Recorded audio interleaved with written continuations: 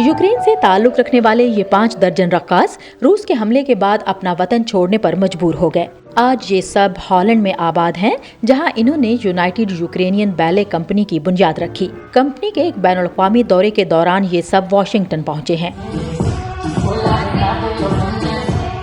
मकीता पोटपचुक की तरह बाज डांसर्स की बैले स्कूल के बाद ये पहली परफॉर्मेंस थी।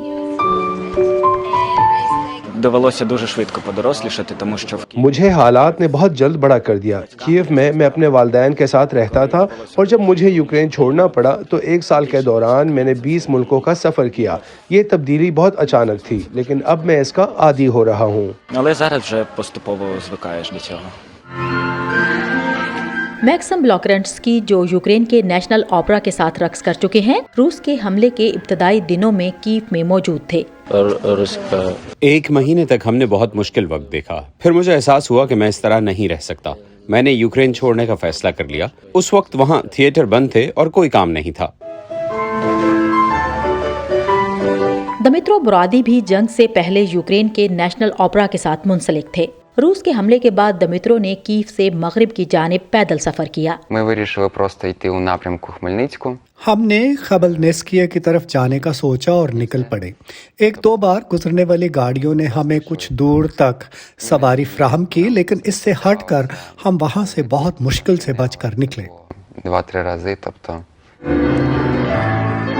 यूक्रेन के बैले डांसर्स को मुल्क भर से एक कंपनी की सूरत में मुतहिद करने का ख्याल Dutch ballet dancer Aegon D Jong को आया।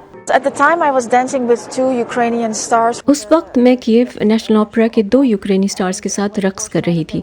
जब जंग शुरू हुई तो वो मेरे साथ हॉलैंड में थे और फिर उनके जरिए मैंने उन खौफनाक हालात में उनके साथियों और दोस्तों के बारे में ये तमाम कहानियाँ सुनी और सोचा कि मुझे ज़्यादा से ज़्यादा लोगों की मदद करने की कोशिश करनी चाहिए।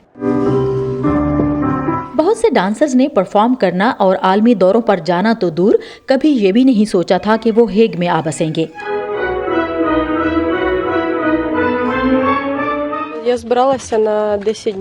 मैं टूर के लिए फ्रांस जाने वाली थी। मैंने सर्दियों के कुछ कपड़ों के सिवा अपने साथ कुछ भी नहीं लिया था। पहले कभी एक साथ काम न करने के बावजूद रक्कास कहते हैं कि एक कदर मुश्तरक के साथ अब वो सब इकट्ठे हो गए हैं। मेरा, मेरी बीवी और उन सब का खानदान यूक्रेन में है। ये एक मुस्तकिल परेशानी है।